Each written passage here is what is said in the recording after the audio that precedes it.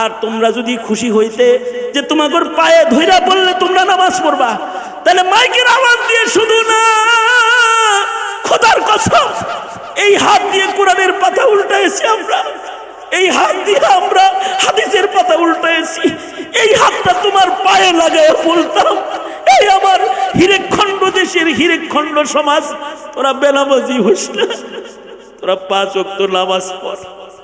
যখন তোদেরকে হাইয়া আলাস সালাহ বলে ডাক দেয়, হাইয়া আলাল ফালাহ বলে মুয়াজ্জিন যখন তোদের ডাক দেয়, তোরা ওইখানে যা, রবের কদমে একটু মাথা ঠেকা, আল্লাহর একটা ডাক দে, সুবহানা রাব্বিয়াল আলা, রুকুতে পড়ে যা, আল্লাহর ডাক দে, সুবহানা রাব্বিয়াল আযীম।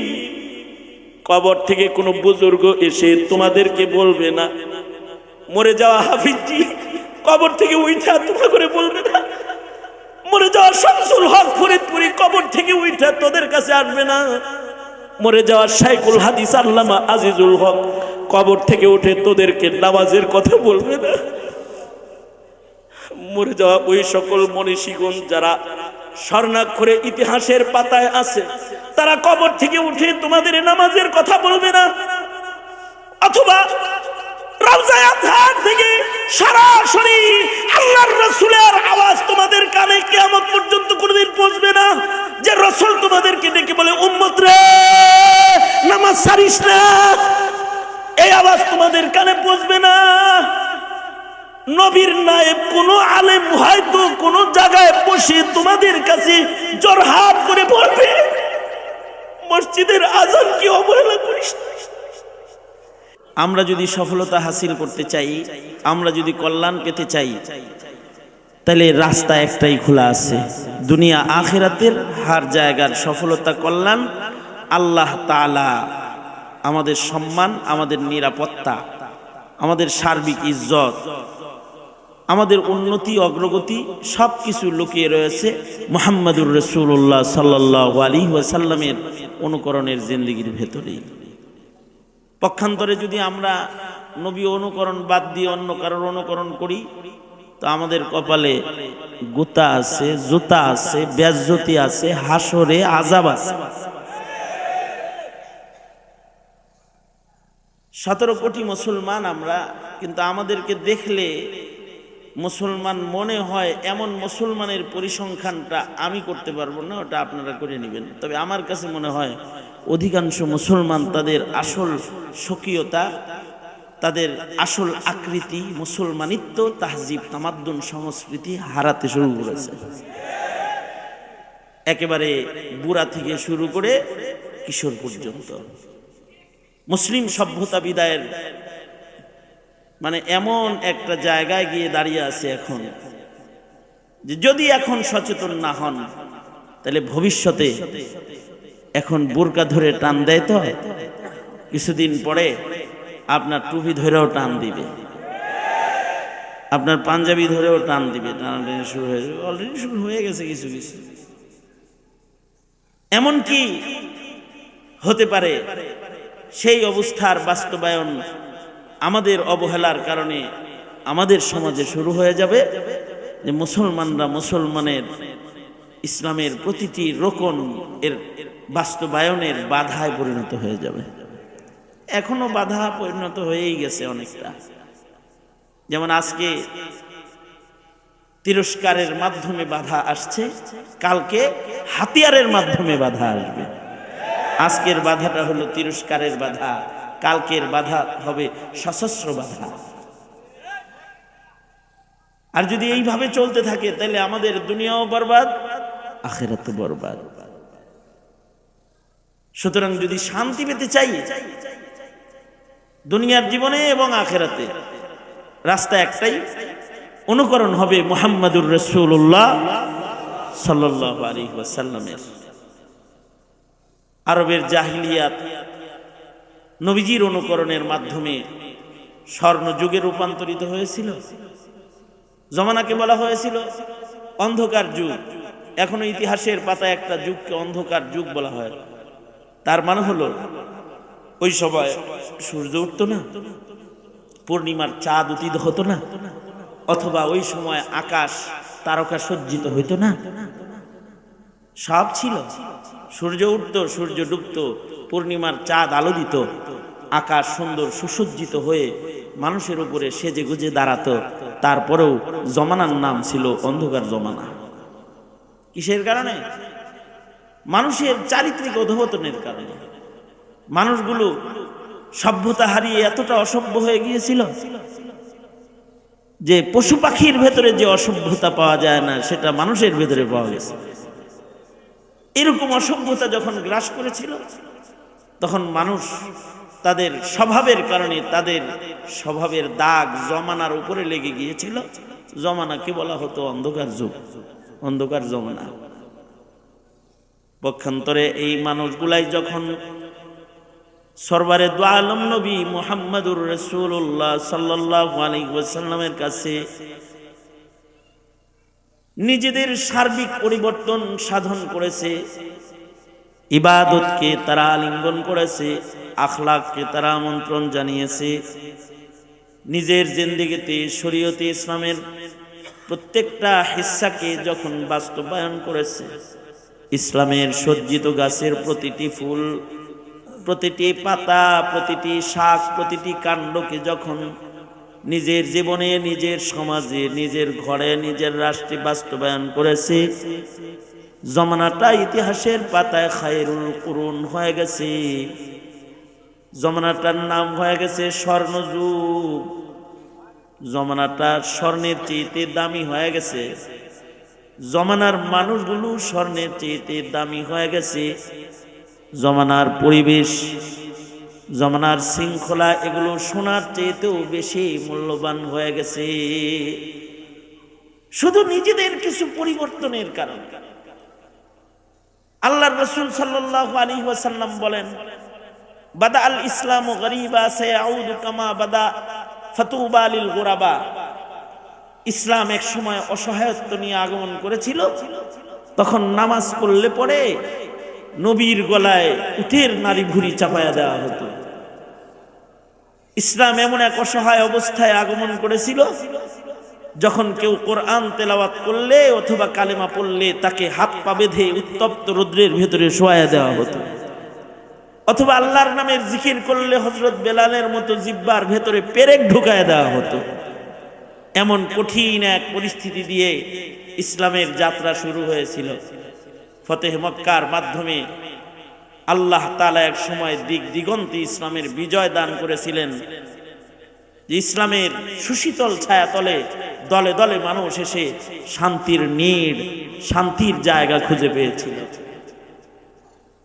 এই ধারাবাহিকতা অব্যাহত ছিল। আল্লাহর রাসূল সাল্লাল্লাহু আলাইহি ওয়াসাল্লাম বলেছেন, কিয়ামতের পূর্ব মুহূর্তে ইসলামের আবার সেই অসহায়ত্ব আসবে। সায়াউদু কামা বাদা, মনে হয় যেন যে সেটা এসে পড়েছে। এখনো সেই ইসলামের শুরু যুগের মতো নামাজিকে তিরস্কার করা শুরু হয়েছে, মসজিদগুলোর উপরে শাসন জারি হয়েছে, মাদ্রাসাগুলোর উপরে প্রশাসন চেপে বসেছে। আলেম উলামা যারা দ্বীনের কথা বলে, ইসলামের কথা বলে, তারা জেলখানায় বন্দী হয়ে গেছে। তারা জিন্দান মহলে, জিন্দানখানায় তারা বসবাস শুরু করেছে। আর যারা ইসলামকে বুকে ধারণ করে, নিজের ভেতরে ইসলাম লালন করে নিজের জিন্দেগিকে আল্লাহর গোলামির রং দিয়ে সাজাতে চায়, তারা হয়েছে মধ্যযুগের অনুসরণকারী, অথবা তারা যেটা কি বলে, এটাকে নিম্নমানের মানুষদের অনুকরণকারী হিসেবে উপহাসের পাত্র অথবা হাসির পাত্রে পরিণত হয়েছে। তবে মনে রাখবেন বাবা, যেই সমাজে যেই জিনিস কমে যায়, ওই সমাজে ওই জিনিসের মূল্য কমে যায়। মরিচ যখন বাজারে কমে যায়, মরিচের দাম বেড়ে যায়।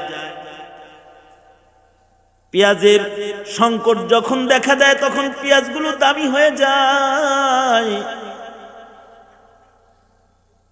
যে কোনো সময় যে জিনিস বাজারে মার্কেটে কমে যায়, তখন ওই জিনিসটা মূল্যবান হয়ে যায়। ইসলামের পতাকা তলে মুসলমানের দেশে দ্বিতীয় বৃহত্তর মুসলিম মাটিতে অথবা মুসলমানের কোনো ঘাটিতে যখন ইসলামের অনুশীলন অনুকরণ কমে যায়, তখন ইসলামের ছোট্ট একটা অনুকরণের মূল্য অনেক বেড়ে যায়। যখন মানুষগুলো নামাজের বেনামাজিদের ছায়ালাভের ভেতরে পড়ে যায়, ওই সময় যারা নামাজে দাঁড়ায় যায় তাদের নামাজের মূল্য বেড়ে যায়।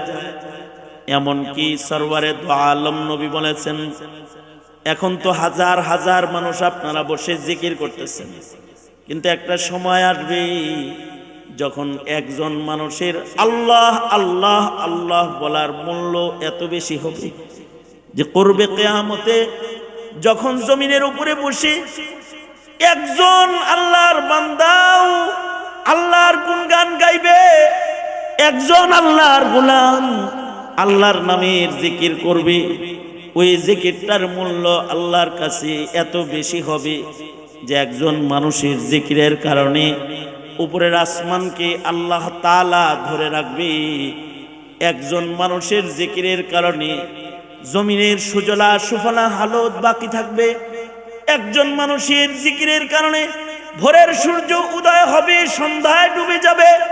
একজন মানুষের আল্লাহ আল্লাহ আল্লাহ আল্লাহ জিকিরের দাম এত বেশি হবে যে এই জিকিরের কারণে আল্লাহ তাআলা গ্রহ নক্ষত্রকে তাদের পথে পরিচালিত করবে।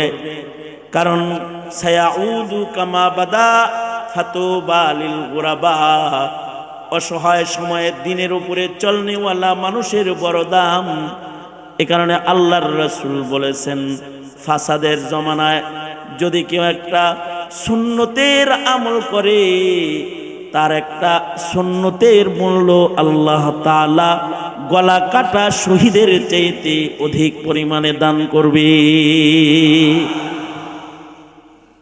সঙ্গত কারণে আপনারা যারা দ্বীন পছন্দ করেন, আপনারা যারা ওয়াজ পছন্দ করেন, তাফসীর পছন্দ করেন, দাড়ি পছন্দ করেন, আলেম পছন্দ করেন, অথবা নামাজ পড়া পছন্দ করেন, অথবা জিকির করা পছন্দ করেন, অথবা দাওয়াত ও তাবলীগের মেহনত পছন্দ করেন, এই সংখ্যায় আপনাদের মূল্য, সংখ্যায় আপনাদের কম হলেও মূল্যায়ন আপনাদের অনেক, যে আপনাদের এই অল্প কিছু মানুষের কারণে আল্লাহ পাকের রহমত জমিনে আসবে। এই অল্প মানুষগুলোর কারণে এই জমিনবাসী সুখ ভোগ করবে। আর এই মানুষগুলাকে আল্লাহ তাআলা প্রথম যুগের সারির মুসলমানদের সাথে আল্লাহর জান্নাত দান করবে। কারণ এরা মুসিবতের সময়, যখন ইসলামের সংকটের দিন, তখন তারা ইসলামের পক্ষে।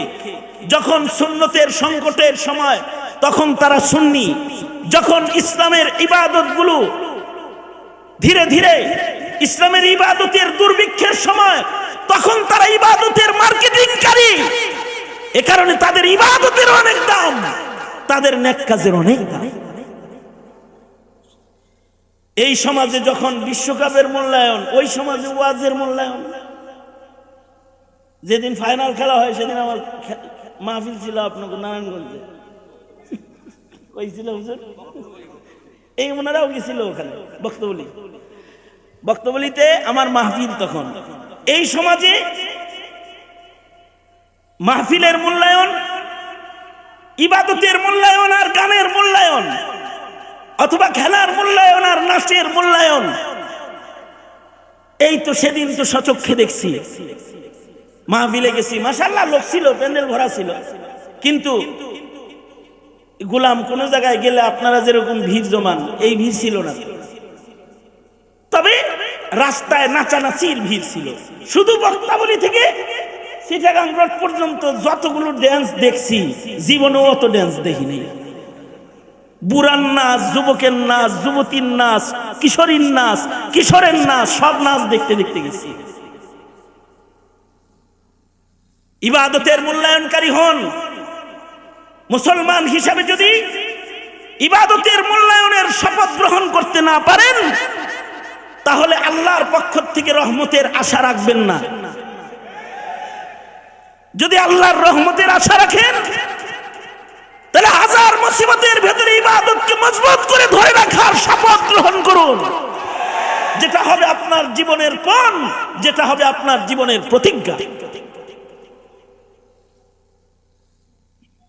মানব জীবনে প্রতিজ্ঞার জরুরত রয়েছে। প্রতিজ্ঞা পণ ছাড়া জীবনের কোনো কাজের সফলতা অর্জিত হয় না। সুতরাং একজন মুমিনও তার জীবনের সফলতা আনতে পারবে না যতক্ষণ না পর্যন্ত তার জীবনে কিছু প্রতিজ্ঞা না আসবে। আল্লাহ তাআলা হযরত লুকমান আলাইহিস সালাতু ওয়াস সালাম নিজের সন্তানকে প্রতিজ্ঞা শিখায়েছেন যে তোমার জীবনে তুমি কি কি প্রতিজ্ঞা লালন করবে। যে সকল প্রতিজ্ঞা লালন করতে বাপ হয়ে সন্তানকে নসিহত করেছিলেন, তার ভেতরে একটি আয়াত আপনাদের সামনে পেশ করেছি, যার ভেতরে তিনটি প্রতিজ্ঞা রয়েছে, যা আপনার আমার জীবনেরও প্রতিজ্ঞা হোক, এটা আল্লাহ তাআলা চান।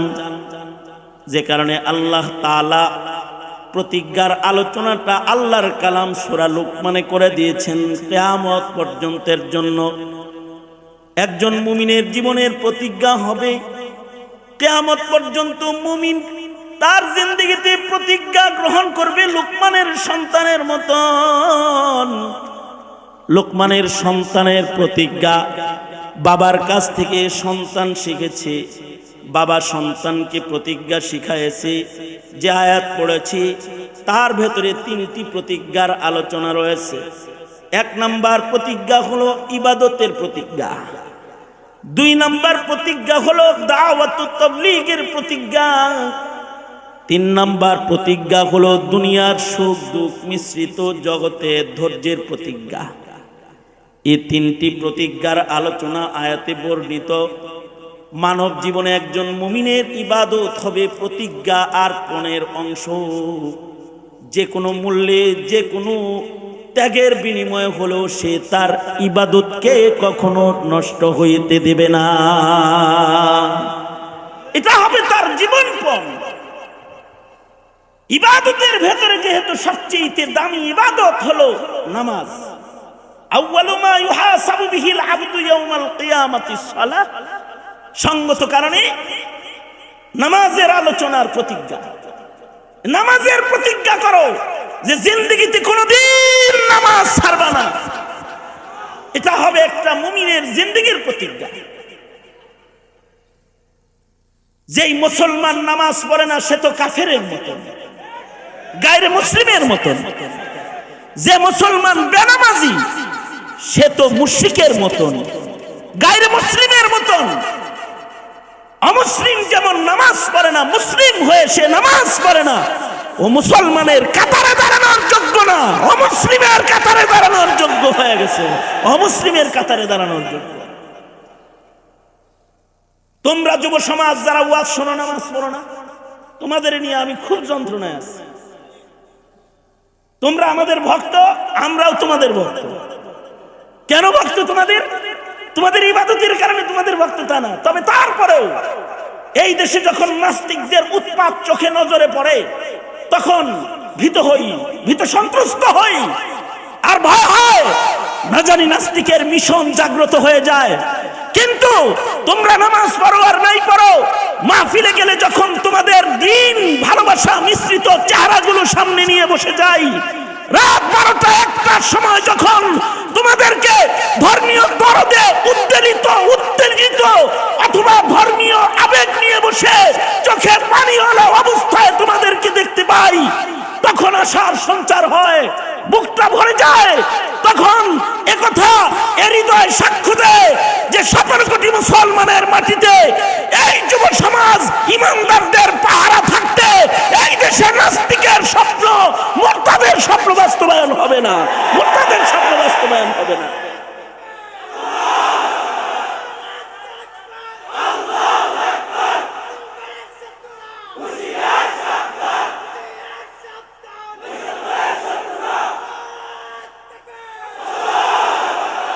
কারণ তোমরা তো দিনের পাহারাদার,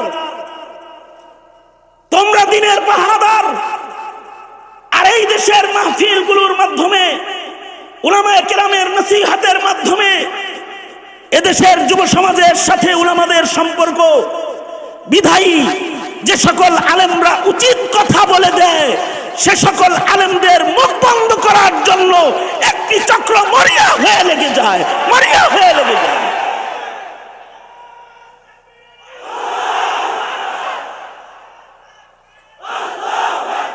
মুহতারাম হাজিরিন, সুতরাং তোমরা শুধু ওয়াজ মাহফিলের হাজিরা বাকি রাখো, এইটাতে আমরা খুশি না। আমরা চাই তোমরা হবা 5 ওয়াক্ত নামাজি। তোমাদের কাছে সবচেয়ে বেশি মূল্যায়ন হবে নামাজের। যার কাছে নামাজের মূল্যায়ন নাই, মনে রাখবে তার কাছে ঈমানের মূল্যায়ন নাই। বলুন তো, আমাদের জীবনের সবচেয়ে দামি ধন ঈমান নাকি অন্য কিছু? ঈমানের দাম কি চাকরির চাইতে কম না বেশি? এই জোরে বলেন, জোরে বলেন। ঈমানের দাম বেশি নাকি ব্যবসার দাম বেশি? ঈমানের দাম বেশি না চাকরির দাম বেশি? ঈমানের দাম বেশি না রাজনীতির দাম বেশি? ঈমানের দাম বেশি নাকি খেলার সমর্থনের দাম বেশি? ঈমানের দাম যদি বেশি বুঝে থাকো, তাহলে ঈমানদারের সবচেয়ে গুরুত্বপূর্ণ কাজ হলো নামাজ। কেউ যদি ইচ্ছাকৃত নামাজ ছাড়ে, সে কুফরি করে ফেলে। তার মানে তার নামাজ ছাড়ার মাধ্যমে তার ঈমান নষ্ট হয়ে যায়। আল্লাহর রাসূল বলেন, ইচ্ছাকৃত নামাজ বর্জনকারী কুফরিতে ব্যস্ত। কেউ যদি ইচ্ছাকৃত ফরজ নামাজ ছাড়ে, ইচ্ছাকৃত জুমার নামাজ ছাড়ে, আমি জানি না আমার দেশে কত পার্সেন্ট মানুষ নামাজের হিফাজতকারী। পরিসংখ্যান আপনাদের কাছে থাকাই ভালো, কিন্তু অধিকাংশ যুবক নামাজ পড়ে না, অধিকাংশ বৃদ্ধরাই নামাজ পড়ে না, অধিকাংশ নারীরা বেনামাজি, অধিকাংশ কিশোররা নামাজ পড়ে না। যারা পড়ে তাদের ভিতরে সিংহ ভাগ আছে যারা বুঝা পড়ে না, শিখা পড়ে না, আন্দাজে পড়ে। যারা সূরা ফাতিহা পড়তে জানে না, যারা এর সাথে ছোট একটি বিশুদ্ধ সূরা মিলানো জানে না, আমার তো মনে হয় 70 ভাগ হাজি পাইবেন যারা হজ করে আসছে কিন্তু তাদের নামাজ হয় না। 100 হাজির ভেতরে কমপক্ষে 70 জন পাইবেন। আমার তো মনে হয় 100 জনের ভেতরে কমপক্ষে 80 জন মসজিদের সভাপতি সেক্রেটারি পাবেন। এরা পয়লা কাতারে নামাজ পড়ে কিন্তু সূরা পড়ে না। আমি তো এক হাজী সাহেবের সাথে হজে যাইতেছি, উনি পাশে বসে বসে গল্প করে, কয় হুজুর এটা আমার 3 নাম্বার হজ। একাই বলতেছে, হুজুর এটা আমার 3 নাম্বার হজ। আপনার কয় নাম্বার? আমি বললাম আমার নাম্বার ছাড়া। আপনার কয় নাম্বার? 3 নাম্বার। আমি তাহলে তো আপনি হ্যাট্রিক হাজী। আচ্ছা হুজুর আমার নামে কি আলহাজ লাগান যাবে না? এখন গল্প করতেছি। আমি আলহাজ তো পয়লা হজ যখন করছেন তখনই লাগান জায়েজ হয়ে গেছে, এদিন লাগান নাই। কয় তাহলে তো ভুল করছি হুজুর, হাজি লাগাইছি। ধারণা হলো বেশি হজ করলে আলহাজ হয়। বিভিন্ন আলাপ করতেছে, এখন থামানোর আর চান্স পাইতেছি না। কেবল মাত্র এহরামটা বানছি, এত তাড়াতাড়ি কেমনে থামাই? কিছু বলাও যায় না। তাই আমি বললাম, দেখেন হাজি সাহেব, আপনি যেহেতু পুরান হাজি, তলবিয়াটা আপনি পড়াইলে ভালো হয়। আপনি সবাই আমাকে তলবিয়া পড়ান, আপনি হইবেন ইমাম সাহেব, আমরা হুমু তলবিয়ার মুক্তাদি। তালবিয়াটা আপনি পড়ান। তার ভাব দেখে আগে আমি ঘোষণা দিয়ে ফেলাইছি। আমি বলছি, ভাইরা আমাদের কাফিলায় যারা আছেন, আমাদের ভেতরে একজন পুরান হাজি সাহেব আছেন, এটা ওনার 3 নাম্বার হজ। উনি তলবিয়া পড়াবে বরকতি মানুষের সাথে, আমরা সবাই তলবিয়া পড়ব। তা এর ভিতরে কিছু যারা আমার সাথে, এরা তো বলছে ঠিক হুজুর। আপনারা তো আমাদের সাথে যারা, তারা ঠিক ঠিক খুব কন। এই বেচারা বিপদে পড়ে তলবিয়া শুরু করছে। যখনই তলবিয়াটা পড়ছে, তলবিয়ার কিছু অংশ পঙ্গু হাসপাতালে, কিছু অংশকে হৃদরোগ হাসপাতালে, কিছু অংশকে চক্ষু হাসপাতালে পাঠাই দিচ্ছে। বিভিন্ন হসপিটালে ভাগ করে করে পাঠাইয়া দিল। তলবিয়া যা পড়লো তা তো কামড়াই সারলো। আমি বললাম, হাজী সাহেব, 3 বার হজ করার পরও আপনার তলবিয়া সোজা হয় নাই, না জানি আপনার নামাজের কি দশা আছে। আপনি যেহেতু আমার লগে আছেন, আমি আপনার একটা উপকার করতে পারি। সেটা হলো, এই 30-40 দিনের সফর, হজের সফর, আপনি আমার কাছে যদি কিছু সূরা শিখেন তাহলে আমি আপনাদের শিখাইতে পারি। আপনি আমার ছাত্র হয়ে যান, আপনি আমার কাছে কিছু সূরা কালাম মুখস্থ করে নেন। কারণ মনে হয় তলবিয়ার বাবে লাগে আপনার বাকিগুলোর অবস্থা আরো খারাপ আছে। শেষ বেলায় আমি বললাম, আমি আপনাকে সূরা ফাতিহা শোনাই, আপনি আমারটা আগে শোনেন, তারপরে আপনি আমারে শোনান। সে যাও আগে কিছু পারত, আমার শুদ্ধটা শোনার পরে আর ভুলটা ভুলে গেছে।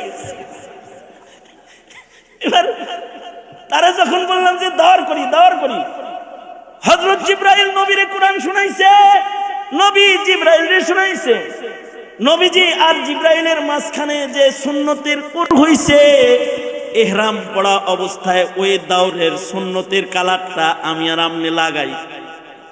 আমি পড়লাম একবার, হেরে গেলাম, আপনি পড়েন। হুজুর তাহলে আপনি আর একবার পড়েন। পরে আমি আর একবার পড়ছি। এবার আপনি পড়েন, না আর একবার পড়েন। পরে আমি আবার পড়ছি। এরপরেও 3 বার পড়ে দেওয়ার পরে উনি যা পড়ল, কি যে করলো, কি যে বললো, নিজেও বুঝলাম না। না সূরার অর্থ ঠিক আছে, না তেলাওয়াত ঠিক আছে। এইভাবে যদি একজন মানুষ 80 বছর নয় 300 বছরও যদি হায়াত পায়, আর 300 বছর যদি ইচ্ছাকৃত গাফলতের কারণে এমন নামাজ লইয়া কবরে যায়, খোদার কসম কবরে গেলে কাবায় মুখ রাখা কঠিন হয়ে যাবে। এটি আসান বাত হে। এটা কি তোমার মামু বাড়ির কলা পাইছো মিয়া, কলার ছড়ি যে মামির কাছে চাইবার দিয়ে দিবে? জান্নাত অমন কলার ছড়ি না, চাইলেই পাওয়া যায় না, চাইলেই পাওয়া যায় না। কোন মেহনত করবে না। ইজতেমার সামনে আসছে, 13, 14, 15 ইজতেমা। বিশ্ব ইজতেমাকে সামনে রেখে তো কমাস কম 40 দিনের জন্য বাইরেতে পারো, নামাজটা সোজা করো না। কয়েকটা সূরা ঠিক করে নাও, দুনিয়ার সব কাজ করার টাইম পাও, নামাজ সোজা করার টাইম পাও না। আজরাইল সাক্ষাৎ হলে বুঝবা এই অবহেলার মূল্য তোমাকে কিভাবে দিতে হয়। শক্ত করে বলি নাই, আল্লাহ তাআলা আমাদের সবাইকে হেফাজত করুন।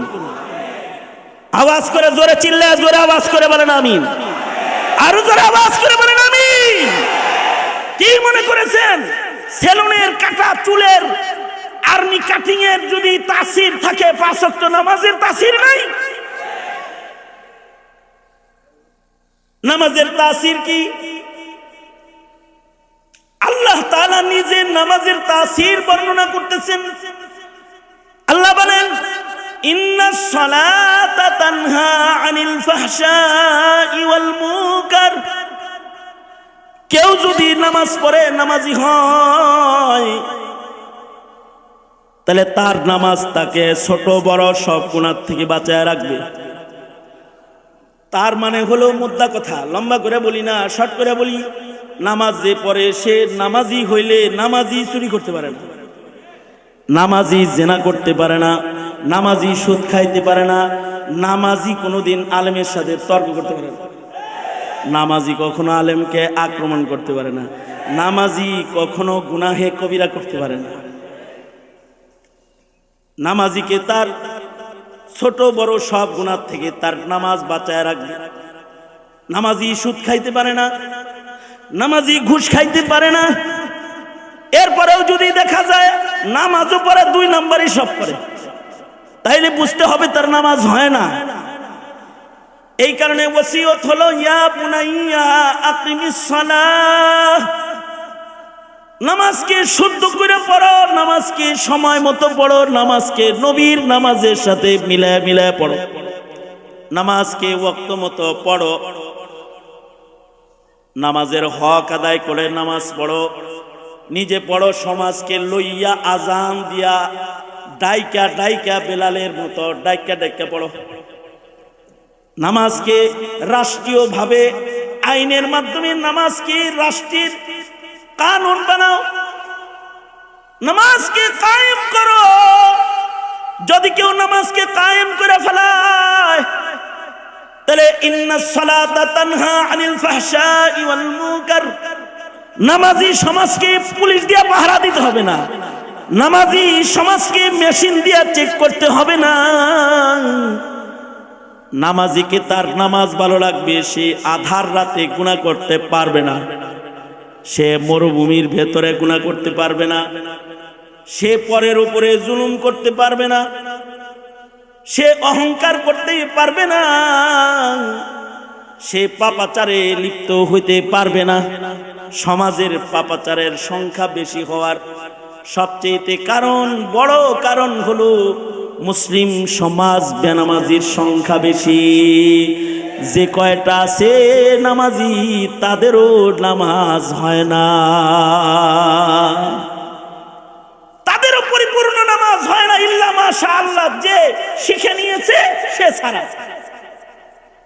সুতরাং জীবনের প্রতিজ্ঞা হতে হবে, শুধু ওয়াজ নয়, নামাজের হক আদায় করে শিক্ষা নামাজ পড়ব। কারা কারা 71 সিনকে ধন্যবাদ তোলেন, ওয়াদা করেন, বলেন ইয়া আল্লাহ। হয় নাই হয় নাই হয় নাই, জোরে মুখ খুলে বলেন ইয়া আল্লাহ, ওয়াদা করিতেছি 5 ওয়াক্ত নামাজ শিখে বুঝে সুন্নত তরিকায় ইহতিমামের সাথে আদায় করিব ইনশাআল্লাহ। ইয়া আল্লাহ, ওয়াদা করিতেছি নামাজকে ব্যক্তি জীবনে, পারিবারিক জীবনে, রাষ্ট্র জীবনে প্রতিষ্ঠিত রাখিব ইনশাআল্লাহ। বলুন, আওয়াজ করে বলুন ইনশাআল্লাহ, করে করে বলুন। হাত নামান, নামাজের গুরুত্ব দিবেন, এটা একটা পণ, এটা প্রতিজ্ঞা।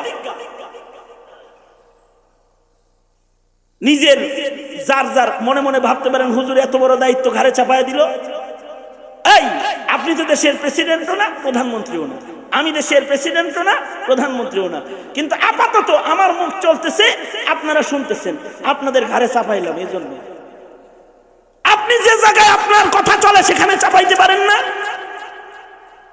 আপনি যে ঘরের মাছ কিনে দেন, আপনি যে ঘরের গোশত কিনে দেন, আপনি যে ঘরের মানুষের কাপড় কিনে দেন, আপনি যে ঘরের মানুষের ফার্নিচার কিনে দেন, সেই মানুষগুলোকে আপনি বলতে পারেন না নামাজ পড়ো, বলতে পারেন না? কেন বলেন না? তাদেরকে আন্ডা মাছ খান্ডা বাজার করে খাওয়ালেন, নামাজের কথাটা বললেন না। মনে রাখবেন, এরা আপনার জানাজার নামাজ পড়বে না, মনে রাখবেন, এরা জানাজার নামাজও পড়তে পারবে না। সুতরাং নিজের সন্তানদেরকে নামাজি বানান, ঘরকে নামাজি বানান। নেতা যিনি আছেন তিনি তার কর্মীকে নামাজি বানান। আপনার কর্মী চান্দাবাজি করবে না, করবে না চান্দাবাজি, নামাজি বানান। পিতা তার সন্তানকে নামাজি বানান লোকমানের মতন। দ্বিতীয় নাম্বার প্রতিজ্ঞা হলো, সাদাকে সাদা বলবো, কালোকে কালো বলবো, হককে হক বলবো, বাতিলকে, জুলুমকে জুলুম বলবো, ন্যায়কে ন্যায় বলবো, অন্যায়কে ন্যায়কে ন্যায় বলবো, অন্যায়কে হককে হক বলবো, বাতিলকে বাতিল বলবো।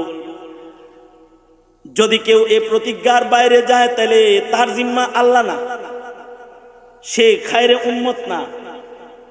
কুনতুম খায়রা উম্মাতিন উখরিজাত লিন-নাস তা'মুরুনা বিল মা'রুফ ওয়া তানহাউনা আনিল মুনকার।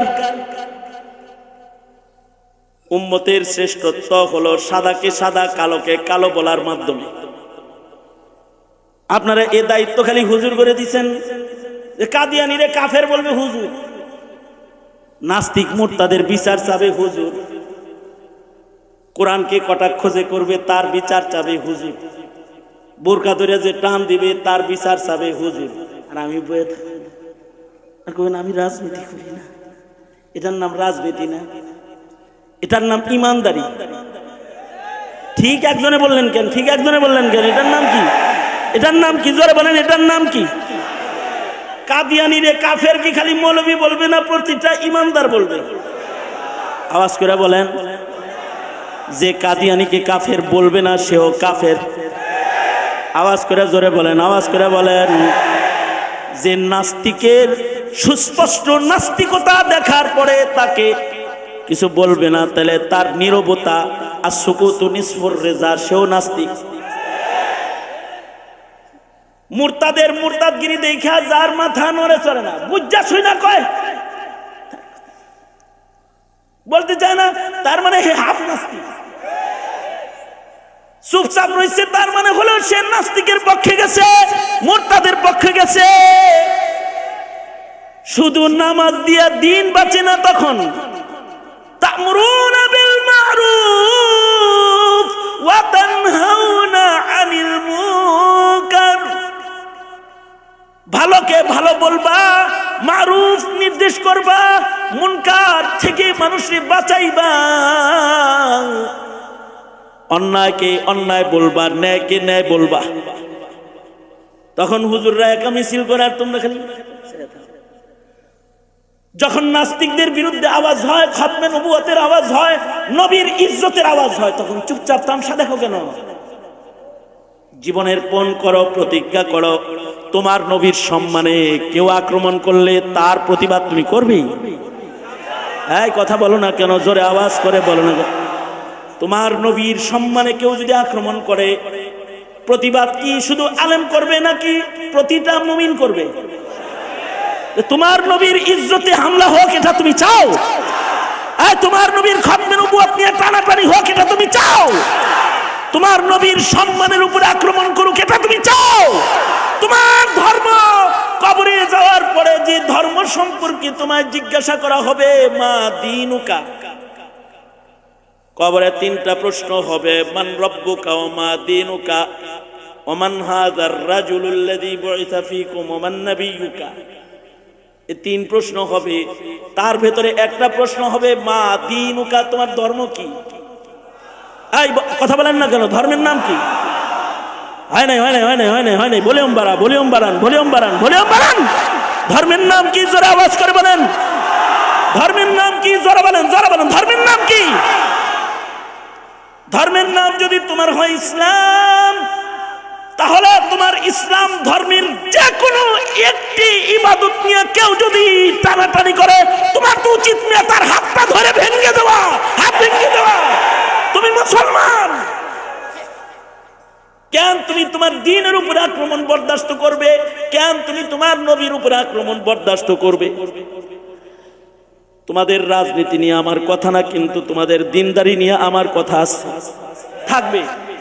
এ কথা থাকবে, ফাঁসির রশিতে ঝুললেও থাকবে। এ কথা থাকবে, জুলুম অত্যাচার আসলেও থাকবে। যতদিন ধমনীতে রক্ত বইবে ততদিন থাকবে, ততদিন থাকবে। দিনের কথা থাকবে, থাকবে তোমাদের কাছে।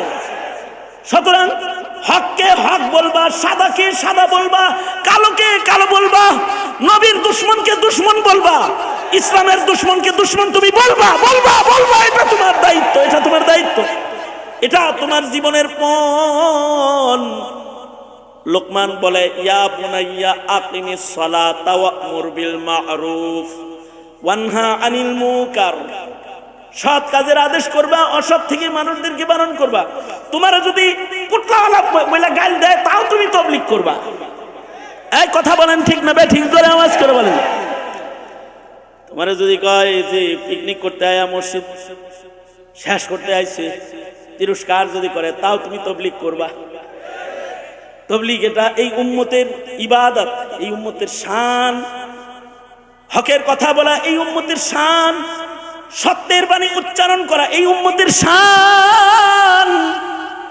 সুতরাং তুমি বলবা সব জায়গায় পারবো, আমি যেখানে পারছি তুমি ওখানে পারো নাই। তাহলে তুমি যেখানে পারো সেখানে করো। আলা কুল্লুকুম রাইন ওয়া কুল্লুকুম মাসউলুন আন রাইয়াতিহি। তোমার ঘরে তুমি পারো, তোমার ছোট ভাইকে তুমি পারো, তোমার বন্ধুকে তুমি বুঝে শুনে পারো, তোমার বিবিকে তুমি পারো। মহিলা তার স্বামীকে পারে, বিবি তার স্বামীকে পারে, তাবলীগ করতে পারে।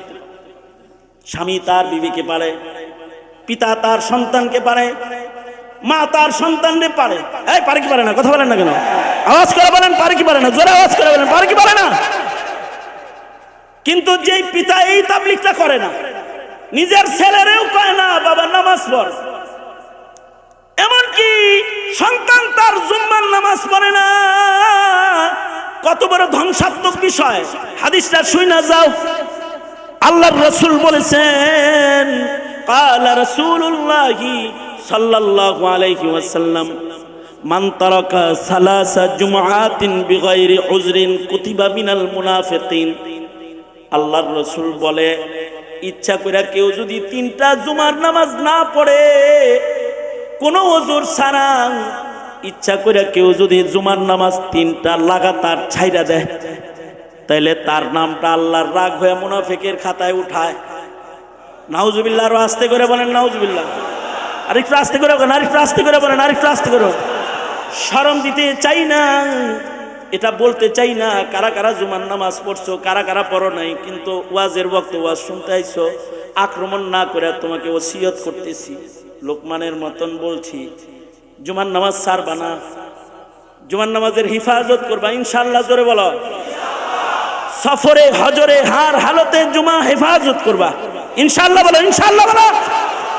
কারণ ইচ্ছাকৃত 3 জুমা যদি কেউ না পড়ে, আকাশে যে মুনাফিকের লিস্টিটা আছে ওইখানে আল্লাহ তাআলা রাগ করে নাম উঠায়া দেয়। কত বড় জঘন্য কথা। এই কারণে আমার তো মনে চায় তোমাদের পায়ে ধরে ধরে এই কথাটা বুঝাই। যদি আমার সম্ভব হইতো যে আমার দেশের এই যুব সমাজ তোমরা যারা, আমার যদি আজকেও সম্ভব হতো যে তোমাদের পায়ে ধইরা বললে তোমরা জীবনেও আর নামাজ ছাড়বে না, তোমরা জিন্দেগিতে আর কোনোদিন জুমার আজান শোনার পরে অবহেলায় সময় কাটাইবা না, এটা যদি আমার আজকে সম্ভব হইতো, তাহলে খোদার কসম করে বলি এই গেটের ভেতরে বসে যেতাম।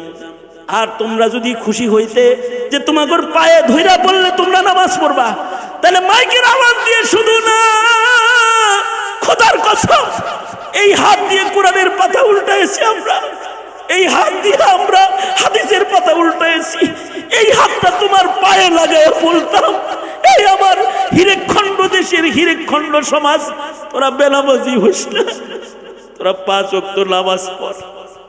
যখন তোদেরকে হাইয়া আলাস সালাহ বলে ডাক দেয়, হাইয়া আলাল ফালাহ বলে মুয়াজ্জিন যখন তোদের ডাক দেয়, তোরা ওইখানে যা, রবের কদমে একটু মাথা ঠেকা, আল্লাহর একটা ডাক দে, সুবহানা রাব্বিয়াল আলা, রুকুতে পড়ে যা, আল্লাহর ডাক দে, সুবহানা রাব্বিয়াল আযীম।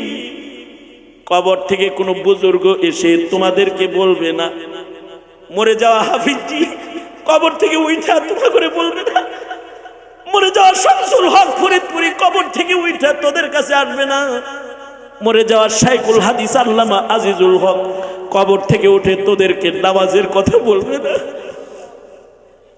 মরে যাওয়া ওই সকল মনীষীগণ যারা স্বর্ণাক্ষরে ইতিহাসের পাতায় আছে, তারা কবর থেকে উঠে তোমাদের নামাজের কথা বলবে না।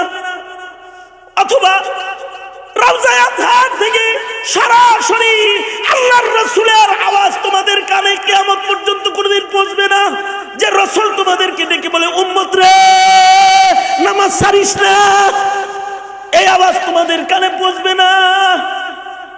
নবীর নায়েব কোন আলেম হয়তো কোন জায়গায় বসে তোমাদের কাছে জোরহাট করে বলবে, মসজিদের আজান কি অবহেলা করিস না, ওক্ত হয়ে গেলে খোদার কদমকে ছাড়িস না, মুয়াজ্জিনের কালিমাগুলোকে কানে শুনে অশ্রদ্ধা করিস না, ইবাদতের মূল্যায়ন তোরা কর।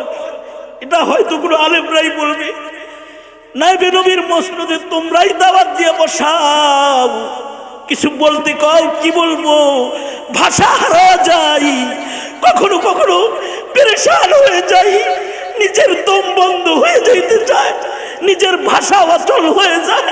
কোন ভাষায় বললে যে তোমরা ধর্ম ধরবা, তোমরা দিনকে আলিঙ্গন করবা, ওই ভাষা তো আমাদের নাই। তবে কোরআন থেকে নকল করে শুধু তোমাদের শোনাই। ইয়া বুনাইয়া আকিমিস সালাহ, ইয়া বুনাইয়া আকিমিস সালাহ, ইয়া বুনাইয়া আকিমিস সালাহ ওয়া'মুর বিল মারুফ ওয়া'মুর বিল মারুফ ওয়ানহা আনিল মুনকার। হে সন্তান, হে আমার ছেলের বয়সী, সন্তানের বয়সী যুবকেরা, অথবা আমার সমবয়সী বন্ধুরা, অথবা স্নেহের ছোট ভাইয়েরা, তোমাদের জিন্দগিতে বহু গুনার দাগ থাকতে পারে। তোমার জীবনে হতে পারে তুমি জেনা করেছো, হতে পারে তোমার জিন্দগিতে তুমি মদ পান করেছো, হতে পারে তোমার জিন্দগিতে তুমি মানুষ হত্যার মতো গুনায় শামিল ছিলা। তোমার পাপ যত বড় হোক, যত বড় হোক না কেন, তোমার পাপ যত বড়, তোমার রবের ক্ষমা তার চাইতে অনেক বড়, অনেক বড়। সেজন্য বলি আসো, আসো রবের দরওয়াজায় আসো। জিন্দগির কিছু পণ কলবের ভেতরে কেটে নাও। জীবনে কোনোদিন নামাজ কাজা করবা না, জীবনে কোনোদিন সৎ কাজের আদেশ ছাড়বা না, অসৎ থেকে মানুষদেরকে বারণ করার এই দাওয়াতি ভূমিকা থেকে তুমি কখনো দূরে যাইবা না। মনে রাখবা, দ্বীনের উপরে যদি চলতে চাও, ইসলাম যদি মানতে চাও, ইবাদত যদি করতে চাও, আল্লাহর গোলাম যদি হইতে চাও, ইমানদারের লিস্টে যদি নাম উঠাইতে চাও, তোমার কাছে মুসিবত আসবে। আল্লাহ যারে পছন্দ করে তারে মুসিবত দেয়, আল্লাহ যাকে ভালোবাসে তাকে আল্লাহ তাআলা পরীক্ষা নেয়, আল্লাহ যাকে বেশি পছন্দ করে তারে বেশি বড় মুসিবত দেয়। তোমার কাছে ইবাদতের জিন্দেগিতে বহু মুসিবত আসতে পারে। ওয়াসবির আলা মা আসাবাক, ওয়াসবির আলা মা আসাবাক। দুনিয়ার হালতে যে কোনো মুসিবত, যে কোনো কিছু তোমার সামনে আসলে ইমান থেকে ভেঙ্গে পড়ে দূরে যাইবা না। এমনকি মুসিবতটা যদি তোমার শুলে চড়ার মুসিবত হয়ে যায়, অথবা মুসিবতটা যদি বিলালের মতো হাত পা বেঁধে মরুপ্রান্তরে ফেলে রাখার মুসিবত হয়ে যায়, অথবা মুসিবতটা যদি মাছের পেটে ইউনুস নবীর অবস্থানের মতো কোনো জেলখানার মুসিবত হয়ে যায়, অন্ধকার কুঠুরির মুসিবত হয়ে যায়, অথবা যদি তোমার মুসিবতটা খলিলুল্লাহর মতো আগুনে দগ্ধ হওয়ার মুসিবত তোমার সামনে যদি এসে যায়, অথবা তোমার নবী, বিশ্ব নবী, বিশ্ব মানবতার নবী মুহাম্মদুর রাসূলুল্লাহ সাল্লাল্লাহু আলাইহি ওয়াসাল্লামের মক্কা ছেড়ে দেওয়া মাতৃভূমি ত্যাগ করে হিজরত করে দেশান্তরের মুসিবত যদি তোমার সামনে এসে যায়, অথবা যদি তোমার সামনে শাহাদাতের মঞ্চ আলিঙ্গনের মুসিবত আয়া যায়, অথবা আইয়ুবের মতো রুগ্ন অবস্থায় বিছানায় কাতরানোর মুসিবত যদি তোমার কাছে এসে যায়, তুমি তোমার মুসিবতকে সবরের দ্বারা এই মুসিবতের জিন্দেগি তুমি কাটাইবা। এটা তোমার পণ, এটা তোমার প্রতিজ্ঞা। ওয়াসবির আলা মা আসাবাক, তুমি সবর করবা হার মুসিবতে। ইন্না যালিকা মিন আজমিল উমুর। লোকমান বলে সন্তান রে, সফল মুমিন, সফল গোলামের এগুলো হলো পণ, এগুলো হলো প্রতিজ্ঞা। এরে সন্তান, এই প্রতিজ্ঞাগুলো কখনোই কিন্তু নষ্ট করবি না। আজকের মহতি মাহফিলে মাঝ রাত্রি গড়ায় তোমাদেরকে আল্লাহর কালামের যে প্রতিজ্ঞা যুব সমাজ তোমাদের সামনে তুলে ধরলাম, হাতে পায়ে ধরে বলি আল্লাহর কালামে বর্ণিত এই প্রতিজ্ঞাগুলোকে কখনো নষ্ট করো না। ইনশাআল্লাহ বলো, ইনশাআল্লাহ। দুদিন ব্যাপী তাফসীর মাহফিল যারা আয়োজন করেছে, যারা মেহনত করেছে, যে সকল উলামায়ে কেরাম শ্রম দিয়েছে, ধন্যবাদ জানাই তাদেরকে। যারা সমাজে এত সুন্দর একটি কোরআনের মঞ্চ উপহার দিয়েছে, মুবারকবাদ খোশ আমদেদ জানাই ওই সকল মুফাসসিরিনদেরকে যারা আকাবিরদের চেয়ারে বসে বসে আকাবিরদের মুখ মিশ্রিত বাণীগুলো তোমাদের কানে কানে কানে কানে পৌঁছায়েছে। এদের শুকর আদায় করি। আর আমি আরো শুকর আদায় করি ওই সকল উলামাদের যারা একটা মসজিদের জিম্মাদার অথবা মাদ্রাসার জিম্মাদার হয়েও আলেম আর নায়েবে নবীর চেয়ারে বসে থাকার পরেও আমার মতো নাচিজ নালায়েকের কথা তাদের শোনার কোনো দরকার ছিল না, কিন্তু তারা নিজেদেরকে বিনয়ের কাঠগড়ায় দাঁড় করিয়ে বিনয়ের অবতার সেজে আমি বড় বড় কথা বলে গেলাম। আর আমার উস্তাদ সমতুল্য আলেমরাও বসে বসে আমার মতো নালায়েকের কথা শুনে গেল, কেউ বা উপরে বসে কেউ বা নিচে বসে, যারা তাদের যোগ্যতার মসনদ থেকে তাদের তাওয়াজু তাদের ইনকিসারি হালাতকে তারা গ্রহণ করে যারা এই গোলামের আলোচনা আখিরি মুনাজাত পর্যন্ত শুনলেন, তাদের জন্য গোলামের বুক ভরা দোয়া থাকবে আল্লাহ তাআলা যেন আপনাদেরকে নায়াবতের শ্রেষ্ঠ মাকাম আল্লাহ তাআলা আপনাদেরকে দান করে। যারা দূর দারাজ থেকে এসেছেন সফর করে তাদেরকে আল্লাহ তাআলা উত্তম জাযা কদম কদম কদম কদম বদলা আল্লাহ তাআলা সবাইকে দান করে। এই আবেদন রেখি সকলকে দোয়ার দিকেই নিয়ে যাচ্ছি। সবাই ইস্তিগফার পড়ুন। আস্তাগফিরুল্লাহ রাব্বি মিন কুল্লি যামবি ওয়া আতুবু ইলাইহি লা হাওলা ওয়ালা কুওয়াতা